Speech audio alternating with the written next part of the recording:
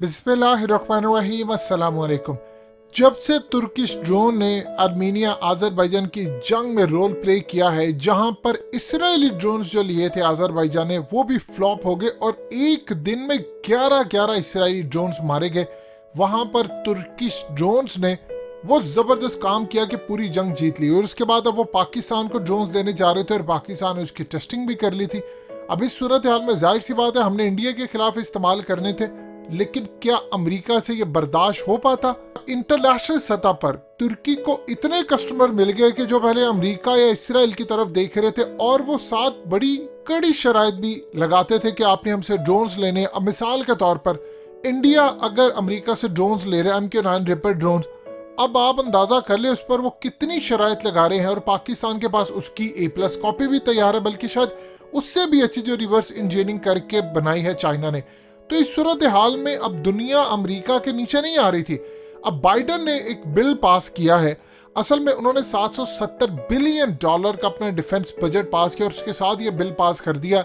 इस वीडियो की अहम डिस्कशन चलती रहेगी, लेकिन इससे पहले आप वीडियो को लाइक करें, हकीकत टीवी को सब्सक्राइब कर लें और बेल आइकन पर जरूर क्लिक करें कि अब तुर्की का जो हमें ड्रोन सिस्टम है पूरा उसको रोल बैक करना है। किस तरह? उन्होंने कहा कि अब तुर्की को हम चेक करेंगे 2018 के बाद तुर्की ने जिन जिन को ड्रोन्स एक्सपोर्ट किए हैं या जिनके साथ वो मुआहदे कर रहे हैं, जो भी सूरत हाल है, उसमें हम देखेंगे कि किस तरह तुर्की ने अमेरिका की टेक्नोलॉजी उसमें इस्तेमाल की है।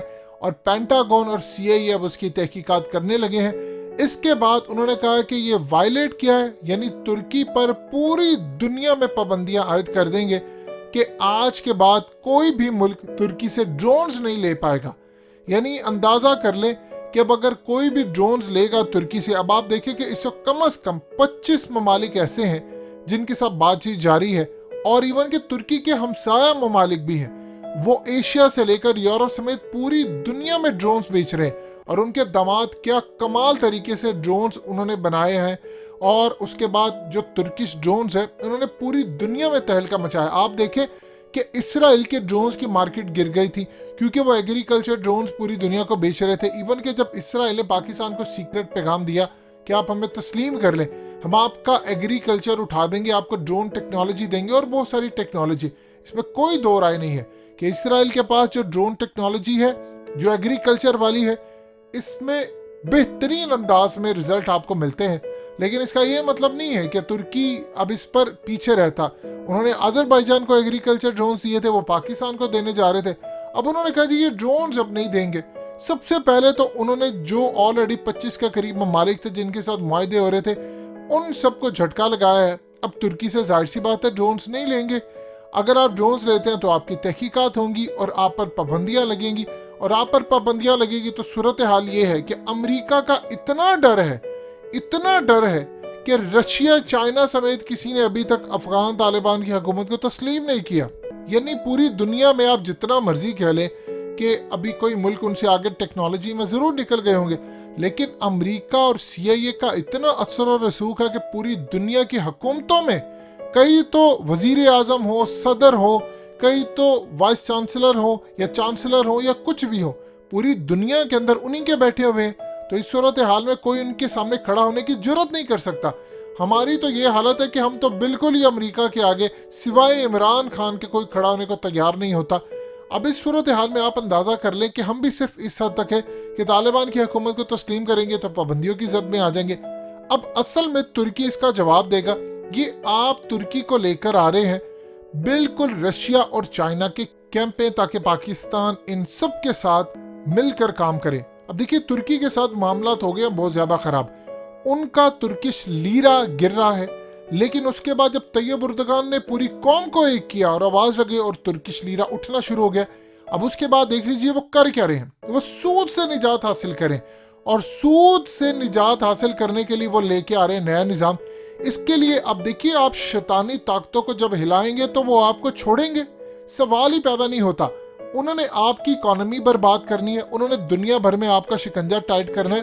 अहादीस है कि जब आप दज्जाली सिस्टम के खिलाफ खड़े होंगे, जब आप उसके सामना करने की कोशिश करेंगे तो वो आपको नुकसान पहुंचाएगा। अब आप देख लें कि आप उनका जो निज़ाम है, जो सूद का निज़ाम है, जिसकी बेस के ऊपर उन्होंने ममालिक को झगड़ा। पाकिस्तान की क्या सूरत हाल है?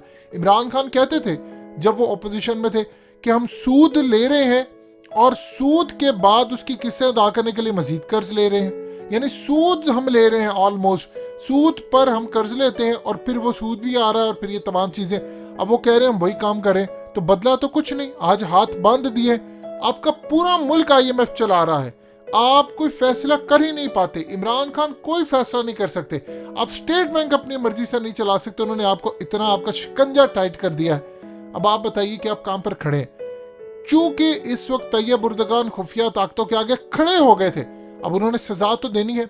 ये पहला सिस्टम है कि उनका डिफेंस जो है वो आप खत्म करने जा रहे हैं। आप उनका जो प्रोग्राम है, अब तुर्की खड़ा होगा तो जाहिर सी बात है कितने ममालिक उसके साथ खड़े होंगे।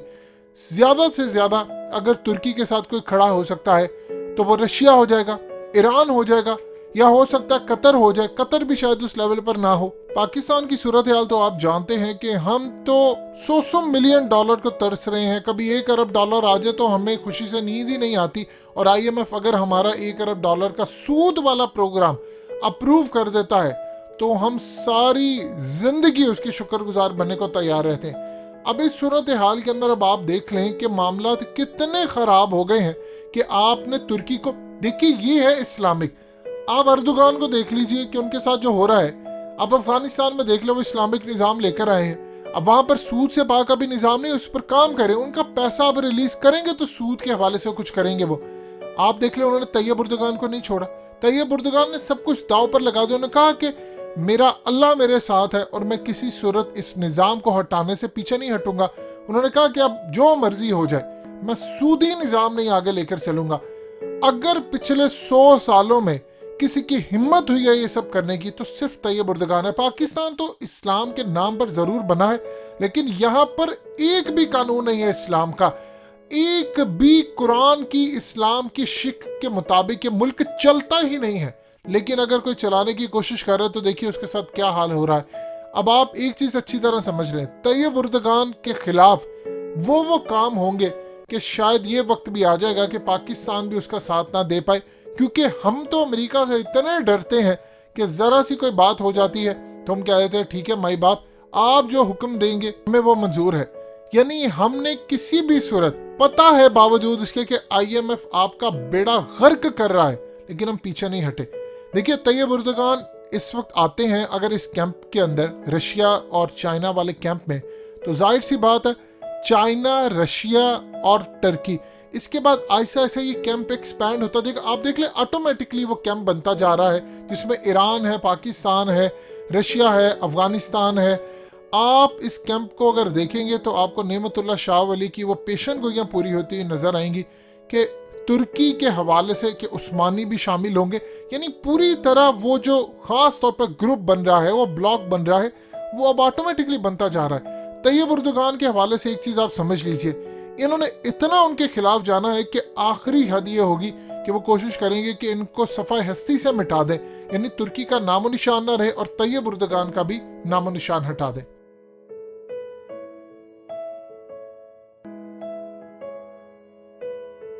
हकीकत टीवी को सब्सक्राइब करना मत भूलें, वीडियो को लाइक करें, शेयर करें और कमेंट सेक्शन में अपनी राय का इजहार जरूर करें।